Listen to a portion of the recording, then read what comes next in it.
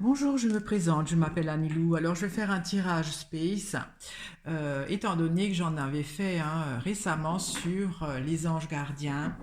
Et dans les commentaires, Philosophie a dit que elle sentait pas qu'elle avait un ange gardien, mais un guide. Alors, je me suis posé la question de savoir quelle différence il y a entre un ange gardien et un guide spirituel. Est-ce que le guide spirituel est un de nos ancêtres ou une entité ou une âme, une ancienne âme? Voilà, j'aimerais savoir la différence. Alors, qu'est-ce qu'un être, un guide spirituel? Est-ce une autre sorte d'ange gardien ou est-ce un ancêtre? Qu'est-ce qu'un guide spirituel?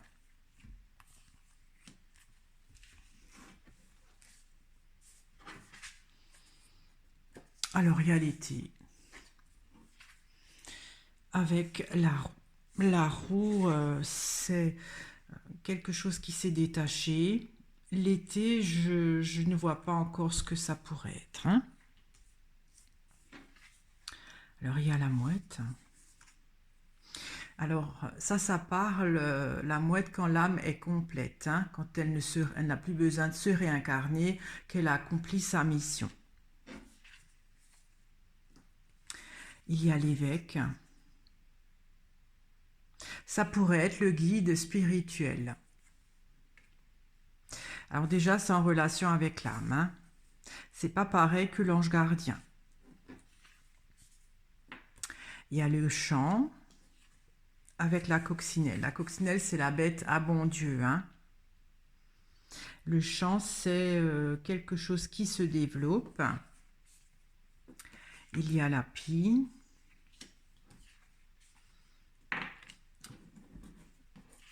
Avec le château. Alors le château, ça parle du corps, de notre corps. Et la pie, ça parle de perte.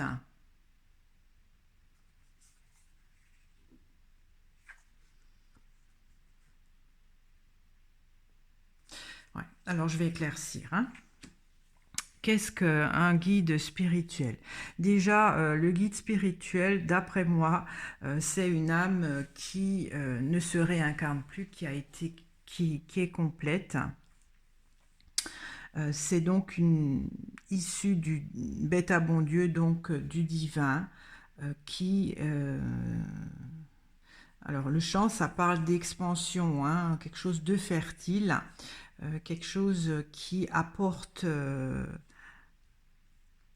un guide, ça apporte quelque chose, c'est pas comme un ange gardien qui euh, réconforte, qui veille sur nous.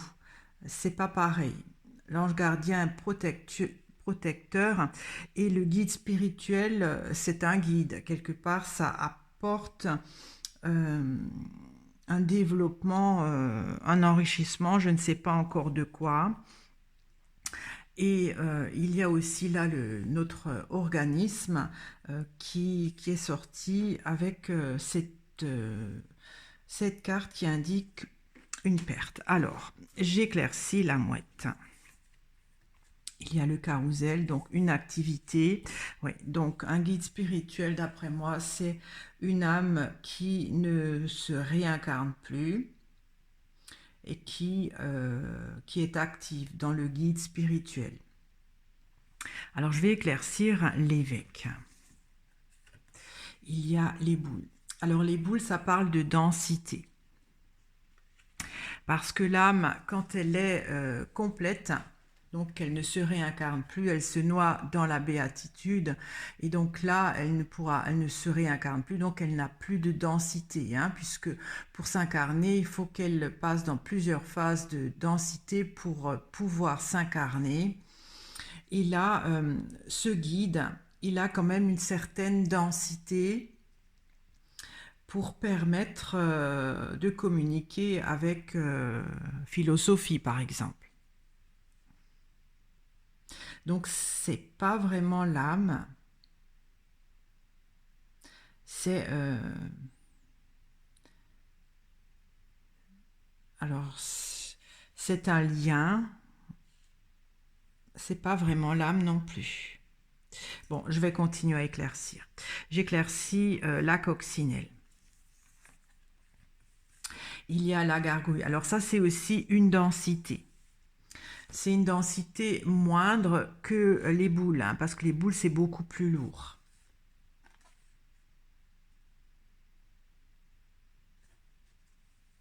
Alors, je ne comprends pas, il y a plusieurs sortes de densité. J'éclaircis le champ. Il y a le chemin, et ça, c'est donc durant tout le temps que le guide spirituel nous accompagne, il apporte une certaine expansion. J'ai du mal à comprendre, c'est comme s'il y a deux phases, hein, avec le guide spirituel. Euh, je dirais pas qu'il y a deux guides spirituels, mais il y a quelque chose dans ce sens-là. Parce qu'il y a un côté où il peut être assez dense pour venir dans notre dimension, et il y a un autre côté où il est moins dense.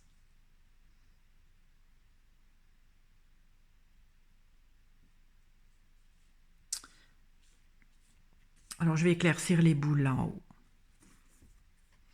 Il y a les empreintes. Oui, c'est une question de densité. Il est assez dense pour... il est assez lourd pour faire des pas dans la neige, mais qu'on ne voit pas.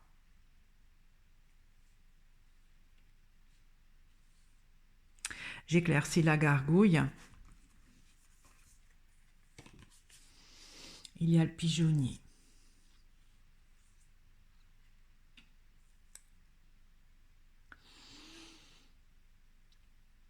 Alors, le pigeonnier, ça parle...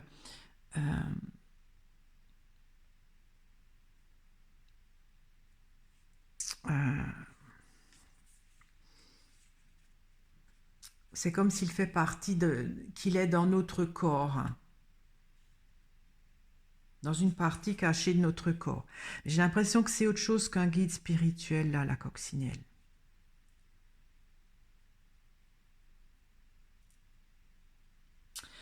Peut-être que le guide spirituel, tout le monde n'en a pas, parce qu'il faut une condition spécifique. Personnellement, j'ai jamais ressenti d'avoir un guide spirituel en moi, hein, honnêtement. Donc c'est peut-être ça. Parce que le guide spirituel est relié à une âme complète. Il obtient une certaine activité de l'âme complète, mais le guide, comme dit, est dense, assez dense pour pouvoir venir nous soutenir à une condition, d'après moi, qu'il peut être accueilli dans notre esprit ou dans notre corps. Je vais éclaircir le château. Ça représente notre organisme, hein.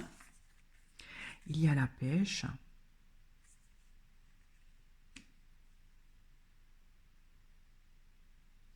J'éclaircis encore la pêche. Il y a le pont. Le pont, si on veut, c'est le passage qui permet donc au guide de venir nous rejoindre. C'est symbolique, hein. Je ne comprends pas trop pourquoi qu'il y a la pêche.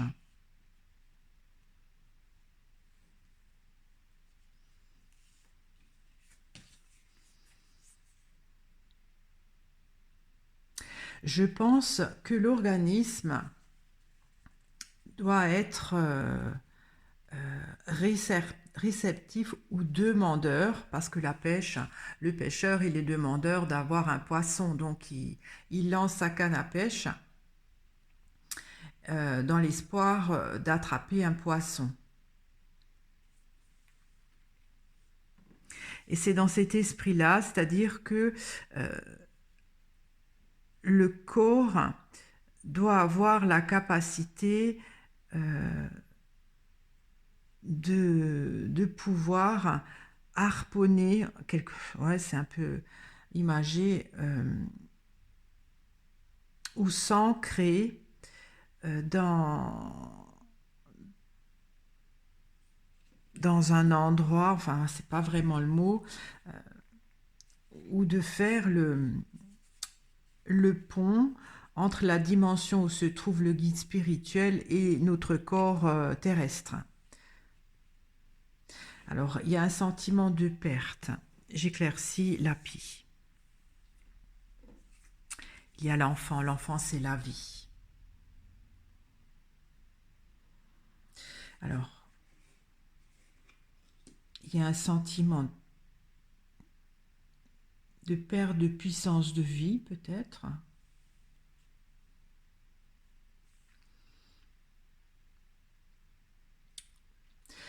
Peut-être quand l'organisme, ça parle du corps, ça parle pas d'esprit ou du divin. Là, c'est vraiment notre corps. Quand on est en perte de dynamisme ou de vitalité, c'est ce que je vois, hein, le corps ouvre peut-être des... ou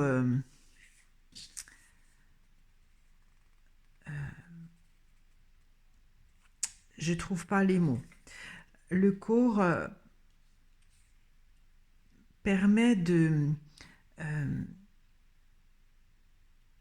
parce que la pêche, c'est un hameçon, on a des crochets, hein, donc le corps permet... donc c'est comme s'il ouvrait les crochets, des crochets auprès de ce pont qu'il immobilise pour permettre au guide de traverser le pont et venir communiquer avec nous. En fait, le guide spirituel a besoin de notre corps pour pouvoir venir. C'est pas comme l'âme qui est liée à notre corps. C'est quelque chose d'extérieur que le corps peut inviter. Seulement s'il y a une perte de vitalité. Euh, je ne comprends pas pourquoi ces deux cartes sortent, mais c'est comme ça. Alors, je vais éclaircir au milieu là, parce que j'aimerais encore comprendre. Il y a le roseau, une adaptation. J'éclaircis encore le roseau. Il y a les orties. Les orties, c'est irritant.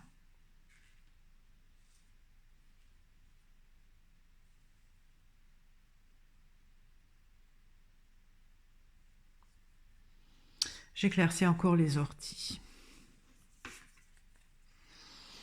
Il y a la crue.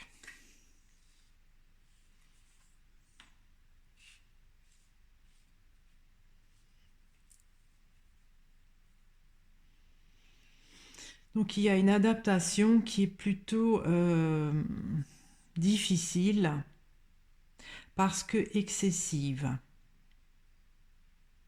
pour l'âme.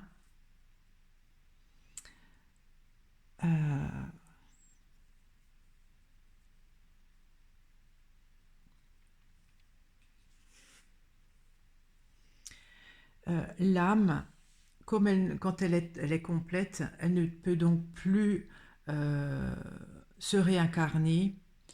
Elle n'a qu'un seul moyen de s'adapter à travers un guide spirituel qui a une densité, une capacité de densité euh, qui est possible.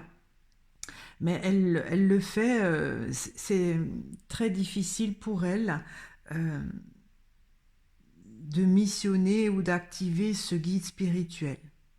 C'est fait difficilement et avec beaucoup d'efforts.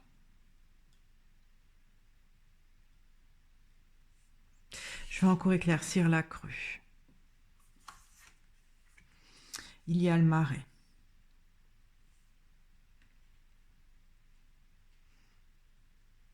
Le marais, si on veut, c'est de la crue qui stagne, c'est-à-dire que ça se retire pas, ça reste.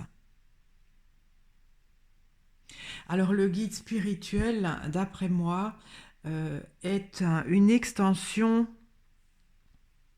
d'une âme complète qui a fait un gros effort pour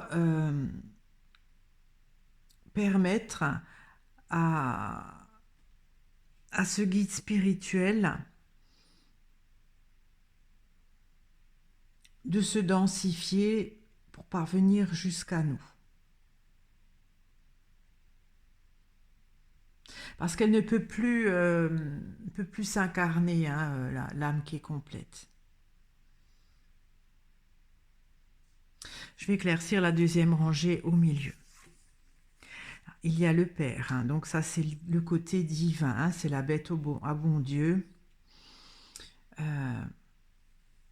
Donc il y a une intervention divine aussi. Comme dit,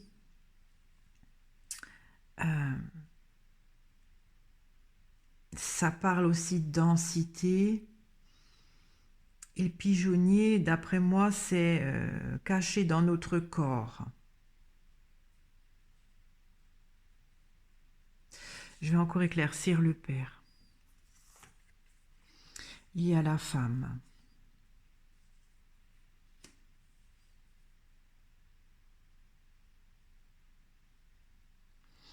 Alors ça peut parler de l'âme, hein.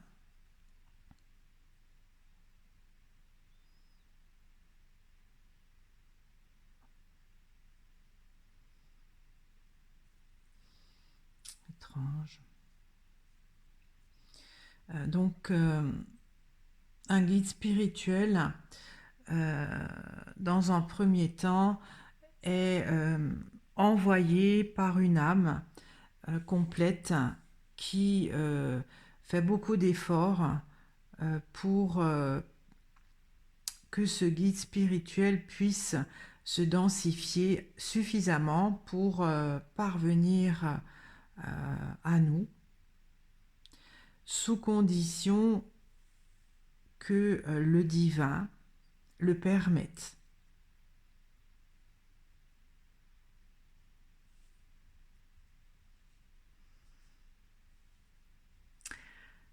Je vais encore éclaircir le pigeonnier.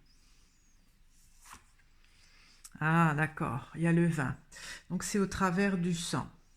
D'accord.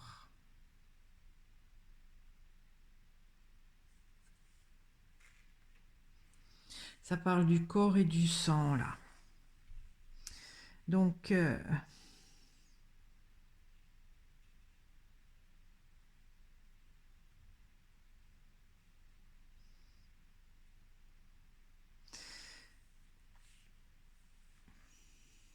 d'après moi, il y a deux choses différentes.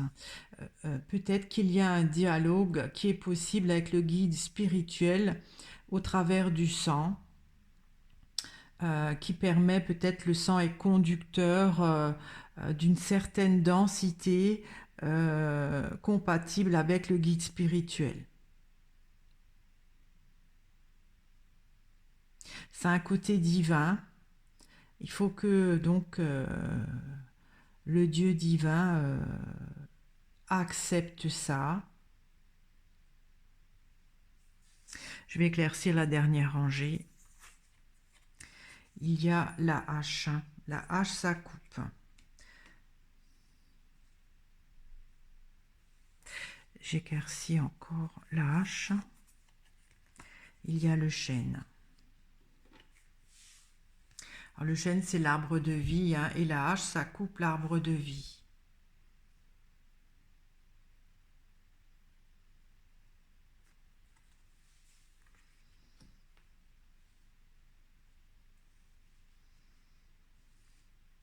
J'éclaircis encore le chêne.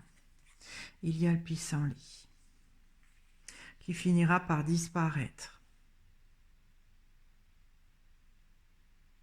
En fait, je crois que tout le monde ne peut pas avoir un guide spirituel.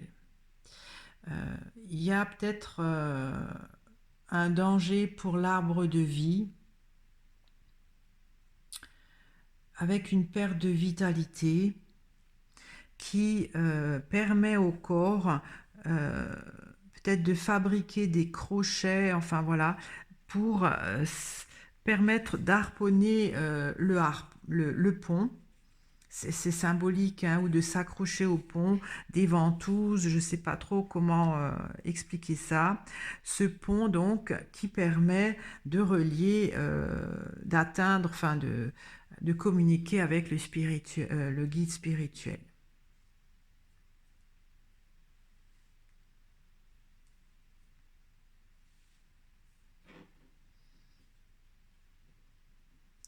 Alors je vais éclaircir la coupe. La coupe est mystérieuse aussi, parce que l'été, donc, c'est un milieu de cycle, si on veut, hein, et la roue, il y a quelque chose qui s'est détaché. Alors, je vais éclaircir l'été. Il y a le ruisseau.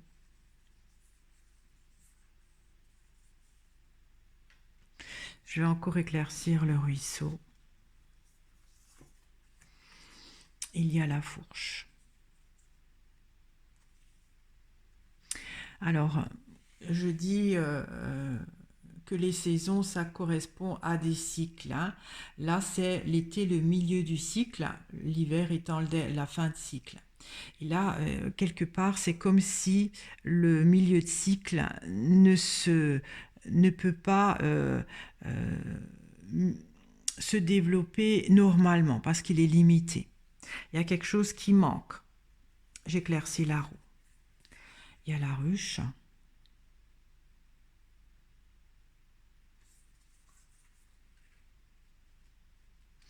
Alors la ruche, les abeilles font du miel, c'est quelque chose de productif. J'éclaircis encore la ruche. Il y a le violon. Ça parle du passé.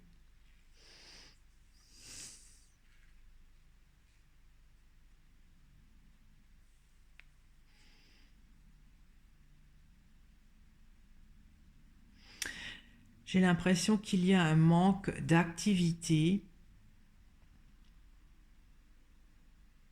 qui met en danger peut-être notre âme à nous, qui est en milieu de cycle, qui permet d'ouvrir des portes ou symboliquement des chakras, hein, je dis ça, pour que le guide spirituel, nourri par une âme complète, puisse venir guider la personne qui en fait la demande.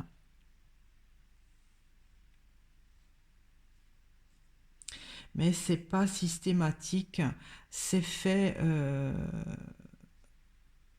c'est un côté divin qui l'autorise.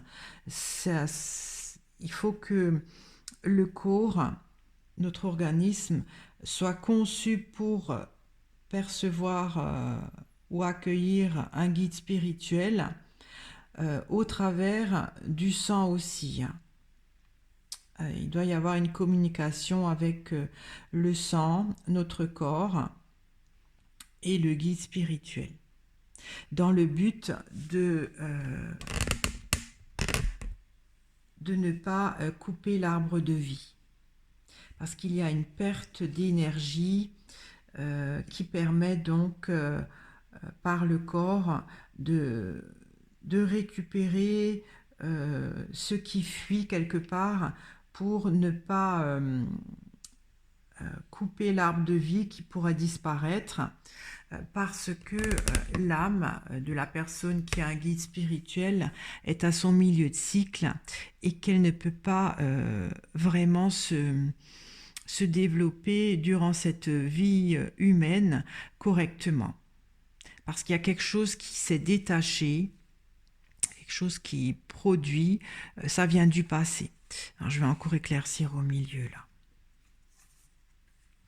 Ah oui, il y a l'automne, donc pour arriver au cycle suivant. D'accord. Donc le guide spirituel, quelque part, il est là pour aider l'âme qui est en la personne qui a un guide euh, pour lui permettre de continuer sa mission, étant donné qu'elle est à son milieu de cycle, pour avoir une autre incarnation ou bien pour terminer son cycle d'été et passer à l'avant-dernier cycle avant qu'elle soit complète. Voilà ce que je peux dire. Donc un guide spirituel n'est pas du tout un ange gardien. Un ange gardien est un- une famille à part qui n'a pas vraiment de relation avec l'âme. Un ange gardien vient pour nous protéger, pour nous consoler quelque part, nous garder en bonne condition, alors qu'un guide spirituel est plus ou moins un, un, euh, une trace d'une âme qui est complète, qui ne peut plus se réincarner parce qu'elle est complète et qu'elle a trouvé une sorte d'adaptation difficile pour permettre au guide spirituel qui est plus dense de venir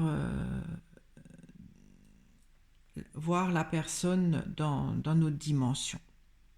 Voilà, donc un peu complexe. C'est ce que j'ai pu comprendre des cartes. J'espère que ce tirage vous a intéressé.